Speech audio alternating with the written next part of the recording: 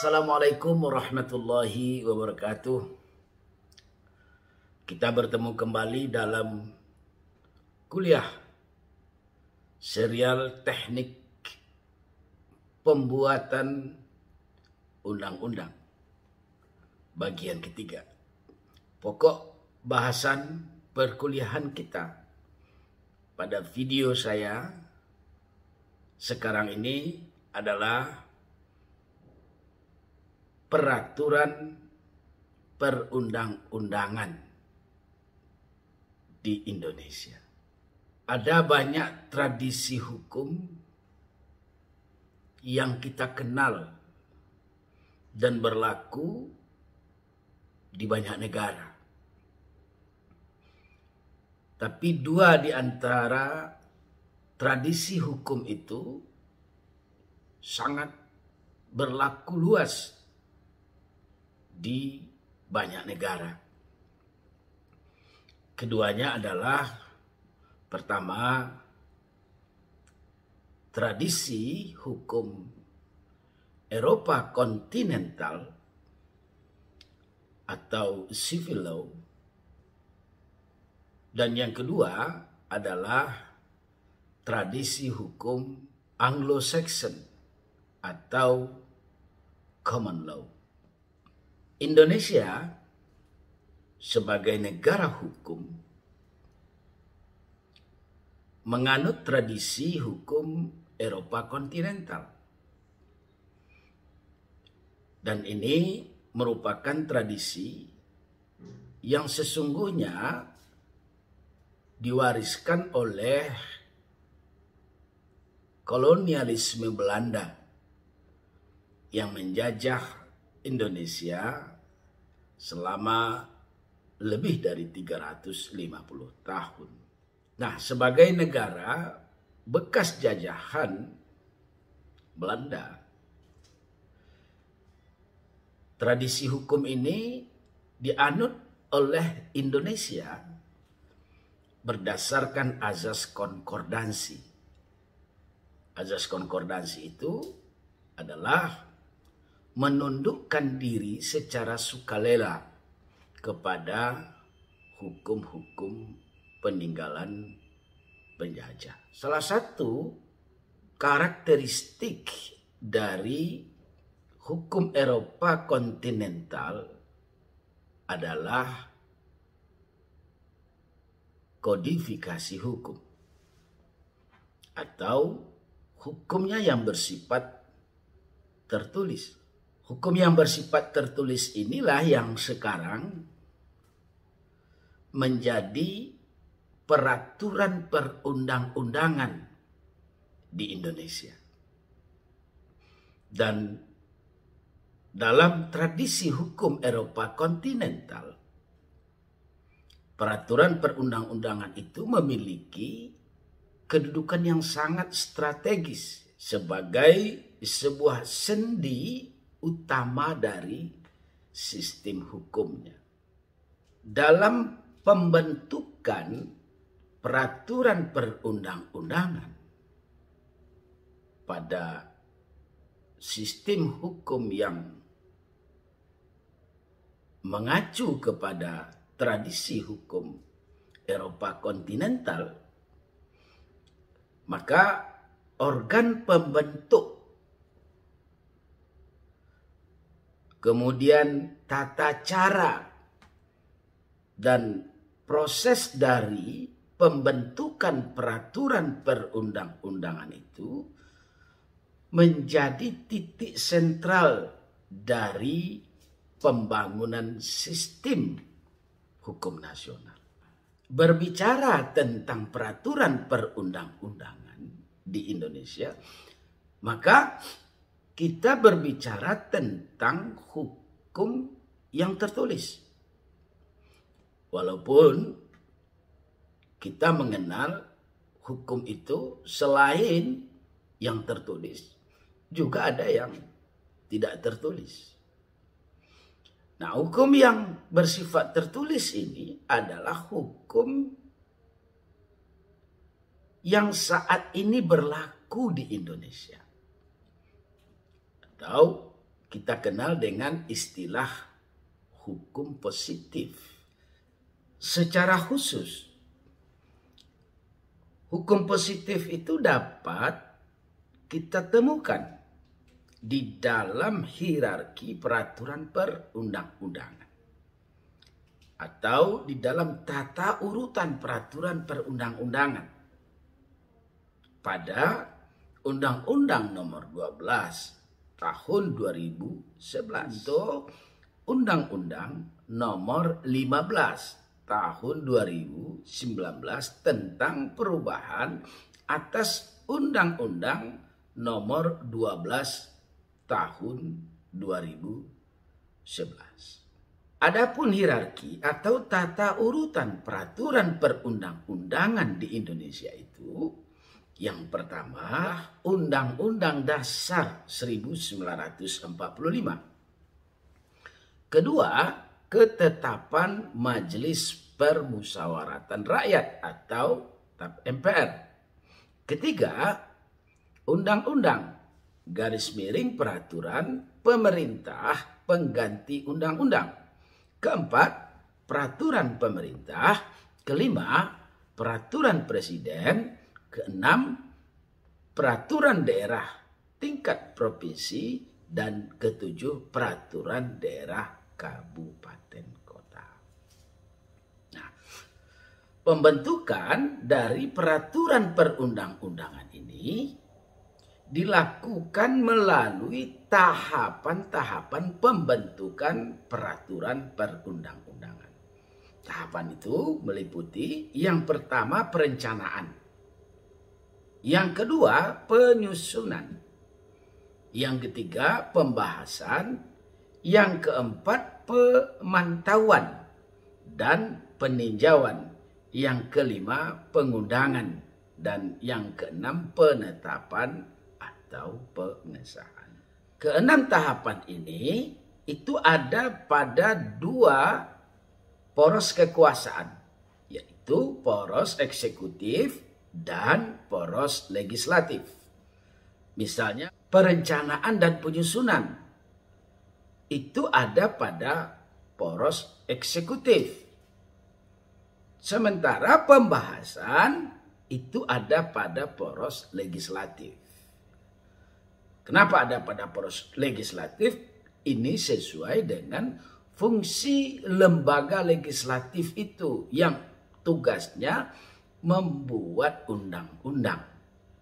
Kemudian tahap pemantauan, pengundangan, dan penetapan ataupun pengesahan itu ada pada poros eksekutif. Di awal saya sudah menyampaikan bahwa peraturan perundang-undangan itu adalah hukum tertulis atau norma hukum yang sifatnya tertulis. Dalam kepustakaan ilmu hukum ada beberapa norma hukum yang sifatnya tertulis itu. Yang pertama adalah peraturan perundang-undangan. Dalam bahasa Belanda disebut juga dengan istilah regeling. Peraturan perundang-undangan merupakan keputusan tertulis yang dikeluarkan oleh pejabat atau lingkungan jabatan yang berwenang yang berisi aturan mengenai tingkah laku yang mengikat secara umum. Dari definisi ini ada beberapa hal yang patut untuk kita garis bawahi tentang peraturan perundang-undangan. Yang pertama, peraturan perundang-undangan itu merupakan keputusan yang sifatnya tertulis. Jadi kalau sifatnya tidak tertulis itu bukan peraturan perundang-undangan. Ada juga mahasiswa yang bertanya kepada saya, Pak, hukum adat itu kan juga peraturan yang berlaku di daerah hukum adat. Tetapi sifatnya tidak tertulis. Kalau sifatnya tidak tertulis, apakah ia dapat dikategorikan sebagai peraturan perundang-undangan? Nah, merujuk kepada Undang-Undang Nomor 12 tahun 2011, maka peraturan yang sifatnya tertulis itu adalah peraturan yang dibuat oleh pejabat yang berwenang. Kalau yang tidak berwenang ya tidak punya kompetensi untuk membuat itu. Saya bisa saja membuat peraturan. Tetapi saya bukan orang yang diberikan kewenangan oleh undang-undang untuk membuat peraturan itu. Siapa yang diberikan kewenangan? Ada lembaga-lembaga yang oleh undang-undang memang diberikan kewenangan. Misalnya, peraturan perundang-undangan setingkat undang-undang yang diberikan kewenangan untuk membentuknya adalah Dewan Perwakilan Rakyat bersama dengan presiden, legislatif bersama dengan eksekutif. Begitupun dengan peraturan daerah pada tingkat provinsi. Lembaga atau orang yang diberikan kewenangan untuk membentuk peraturan yang sifatnya tertulis itu adalah DPRD bersama dengan kepala daerah atau gubernur. Kalau peraturan yang sifatnya tertulis itu setingkat dengan peraturan pemerintah, maka yang diberikan kewenangan untuk membentuk peraturan itu adalah pemerintah, presiden. Sama dengan peraturan presiden. Juga presiden yang diberikan kewenangan untuk membentuknya, bukan lembaga lain. Jadi keputusan itu sifatnya tertulis. Elemen kedua adalah dikeluarkan oleh pejabat. Dikeluarkan oleh pejabat yang berwenang. Pejabat yang berwenang ini adalah pejabat yang sudah ditunjuk oleh undang-undang untuk mengeluarkan peraturan perundang-undangan itu. Elemen yang ketiga berisi peraturan yang mengatur tentang tingkah laku. Mana yang boleh dilakukan, mana yang tidak boleh dilakukan, mana yang harusnya dilakukan, mana yang tidak seharusnya dilakukan. Bagaimana seharusnya melakukan satu kebijakan, bagaimana seharusnya untuk tidak melakukan kebijakan. Dan elemen yang keempat adalah berlaku secara umum atau mengikat secara umum, universal. Universal ini berlaku untuk seluruh rakyat Indonesia tanpa ada perbedaan dari Sabang sampai Merauke.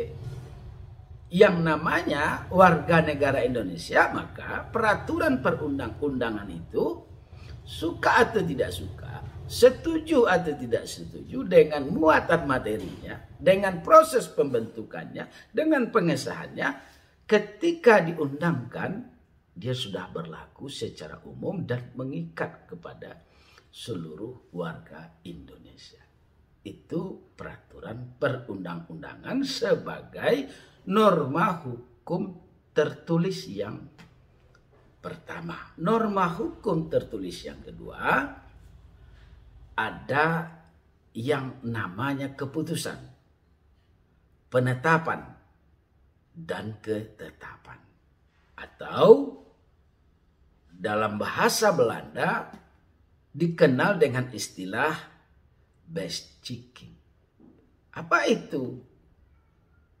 Keputusan, penetapan, dan ketetapan adalah suatu penetapan tertulis yang dikeluarkan oleh badan atau pejabat tata usaha negara yang berisi tindakan tata usaha negara berdasarkan peraturan perundang-undangan yang berlaku dan bersifat konkret, individual, dan final yang dapat menimbulkan akibat hukum bagi orang atau badan hukum perdata.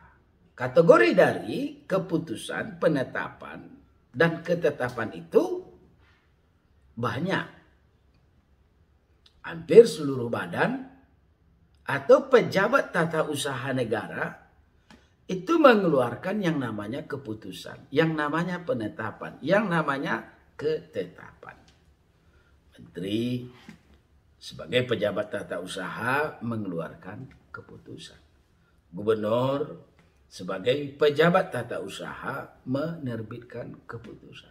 Bupati, wali kota sebagai pejabat tata usaha juga mengeluarkan keputusan dan penetapan. Termasuk DPRD dan pejabat-pejabat lain dalam ruang lingkup tata usaha negara, baik di tingkat pusat maupun di tingkat daerah. Yang ketiga, peraturan kebijakan. Peraturan kebijakan merupakan satu produk hukum yang lahir karena adanya kebebasan bertindak yang melekat pada administrasi negara, yang melekat pada administrasi negara yang lazim kita sebut dengan istilah fresh air mission atau diskresi. Nah, diskresi memang istilahnya masih asing di telinga kita. Bahkan jarang disebut-sebut oleh orang. Walaupun dalam tata kelola pemerintahan kita juga melihat ada pejabat-pejabat tata usaha negara yang menerbitkan diskresi itu. Secara sederhana, dalam Kamus Besar Bahasa Indonesia, istilah diskresi diartikan sebagai kebebasan dalam mengambil keputusan sendiri pada situasi yang sedang dihadapi oleh pejabat tata usaha negara tersebut. Mengapa pejabat itu menerbitkan diskresi? Dalam Undang-Undang Nomor 30 Tahun 2014 tentang administrasi pemerintahan, diskresi diterbitkan untuk maksud agar tercipta tertib penyelenggaraan administrasi pemerintahan. Di samping itu, juga dalam rangka menciptakan kepastian hukum. Kemudian mencegah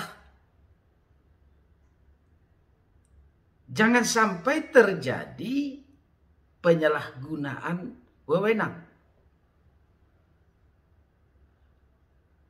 Termasuk juga untuk memberikan perlindungan hukum kepada masyarakat. Norma yang terkait dengan diskresi ini juga diatur di dalam Undang-Undang Cipta Kerja yang kemarin sempat heboh dengan Undang-Undang Omnibus yang diuji materinya ke Mahkamah Konstitusi. Lalu keputusan Mahkamah Konstitusi itu adalah inkonstitusional bersyarat. Pada Undang-Undang Cipta Kerja itu disebutkan bahwa diskresi adalah keputusan dan atau tindakan yang ditetapkan dan atau dilakukan oleh pejabat pemerintahan untuk mengatasi persoalan konkret yang dihadapi dalam penyelenggaraan pemerintahan. Dalam hal peraturan perundang-undangan yang memberikan pilihan, tidak mengatur, tidak lengkap, atau tidak jelas, dan atau adanya stagnasi pemerintahan. Diskresi itu dapat diterbitkan oleh pejabat yang berwenang apabila peraturan perundang-undangan tidak mengatur, tidak lengkap, atau tidak jelas, dan atau adanya stagnasi pemerintahan. Nah, ketika terjadi pilihan-pilihan seperti itu, maka pejabat tata usaha negara, baik setingkat menteri, gubernur, bupati, wali kota, dapat menerbitkan diskresi. Agar apa? Agar tata kelola pemerintahan berjalan seperti yang telah ditetapkan oleh undang-undang. Itu berarti bahwa terjadi kekosongan atau kevakuman hukum. Nah, ketika terjadi kekosongan atau kevakuman hukum, pejabat tata usaha negara dapat mengambil kebijakan yang disebut dengan diskresi. Nah, masalah kemudian yang muncul adalah ketika diskresi diterbitkan oleh misalnya gubernur, timbul persoalan hukum di kemudian hari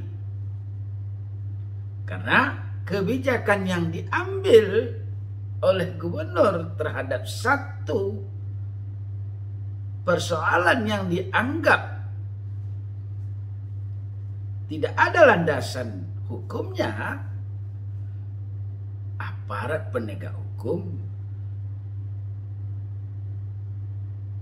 menganggap bahwa diskresi itu tidak memiliki landasan yuridis sehingga berpotensi untuk dipersoalkan secara hukum. Itulah sebabnya jarang kita mendengar ada pejabat tata usaha negara yang memanfaatkan celah ini untuk mengambil kebijakan diskresi. Implementasi diskresi dalam hukum administrasi negara dapat berwujud pertama, membentuk peraturan perundang-undangan di bawah undang-undang yang secara material itu dapat mengikat. Yang kedua, mengeluarkan best checking yang bersifat konkret, final, dan individual. Yang ketiga, untuk melaksanakan tindakan administrasi yang nyata dan aktif. Bentuk yang keempat adalah menjalankan fungsi peradilan, terutama dalam hal keberatan dan banding administratif. Nah, diskresi atau fresh admission ini lahir akibat tuntutan keadaan yang serba cepat berubah. Dan perubahan itu tidak mampu diantisipasi oleh aturan hukum yang ada. Sehingga untuk mengatasi keadaan tersebut diperlukanlah tindakan administrasi negara yang bersifat responsif terhadap perkembangan yang terjadi. Kelemahan dari hukum tertulis pada tradisi Eropa kontinental itu adalah lambat merespon dinamika yang terjadi di tengah masyarakat. Kenapa demikian? Karena hukum itu sifatnya statis. Sementara masyarakat itu dinamis. Masyarakat itu berkembang sesuai dengan dinamika, tetapi hukum yang sifatnya tertulis itu dan bersifat statis itu tidak akan mampu merespon dinamika yang terjadi di tengah masyarakat. Ini sering terjadi. Apalagi kalau norma-norma hukum kita itu masih produk peninggalan kolonialisme Belanda yang sampai sekarang belum juga dilakukan perubahan. Keadaannya sudah berubah jauh. Kondisi sekarang dengan kondisi pada saat norma itu dibuat itu sudah berbeda jauh. Karena itu dalam kondisi sekarang para perencana peraturan perundang-undangan mesti mampu membuat norma-norma yang diharapkan dapat beradaptasi dengan perubahan dan perkembangan masyarakat. Apa perbedaan antara peraturan dengan keputusan? Kita kadang sulit membedakan ini peraturan atau keputusan, ini keputusan atau peraturan. Walaupun title dari peraturan perundang-undangan itu kepalanya jelas tertulis keputusan. Jelas pula tertulis peraturan. Tapi apa yang membedakan antara peraturan dengan keputusan? Sekarang kita bedah dulu peraturan. Sifat peraturan itu umum. Umum bahwa peraturan itu ditujukan untuk orang banyak.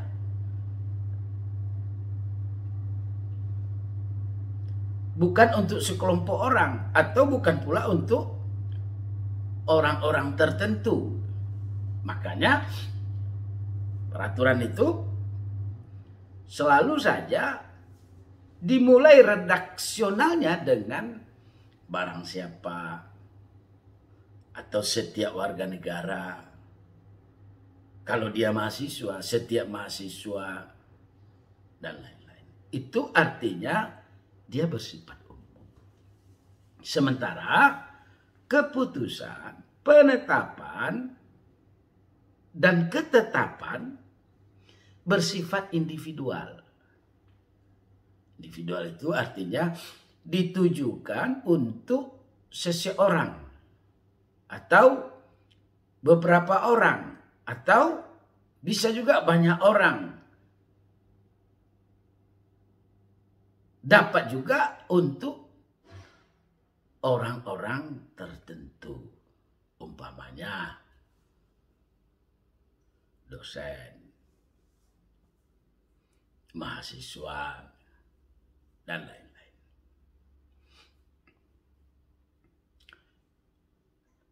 Yang kedua, peraturan itu bersifat abstrak. Abstrak itu pengertiannya bahwa perbuatan tersebut, bahwa perbuatan yang tercantum di dalam materi peraturan itu tidak ada batasnya. Umpamanya mencuri. Mencuri itu kan tidak ada batasnya. Dapat saja dilakukan oleh siapa saja. Sama dengan tindakan-tindakan kejahatan lainnya. Sementara keputusan, penetapan, dan ketetapan bersifat konkret. Artinya perbuatannya lebih nyata dan tertentu.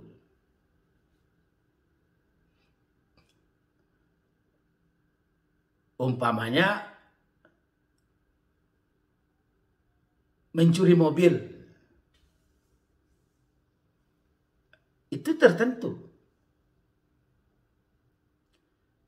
Beda dengan peraturan yang tadi bersifat abstrak. Mencuri juga.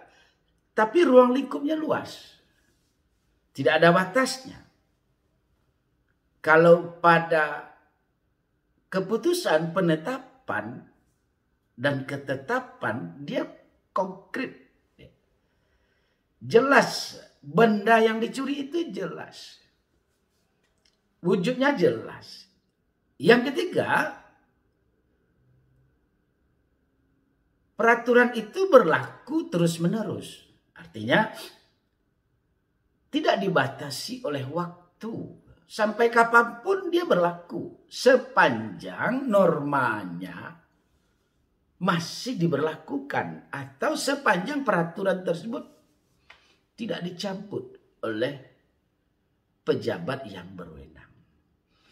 Tapi kalau dia sudah dicabut, normanya tidak berlaku lagi. Maka dia berhenti. Sampai pada saat dia dicabut. Nah, ini berbeda dengan keputusan atau penetapan dan ketetapan. Berlakunya sekali selesai. Setelah ditetapkan, selesai. Tidak ada lagi. Itu perbedaan antara regeling dengan bestchecking. Itulah pokok pembahasan kita pada video bagian ketiga. Kita akan lanjutkan kuliah serial teknik pembuatan undang-undang ini pada video bagian keempat. Terima kasih. Mohon maaf. Billahi taufiq wal hidayah. Wassalamualaikum warahmatullahi wabarakatuh.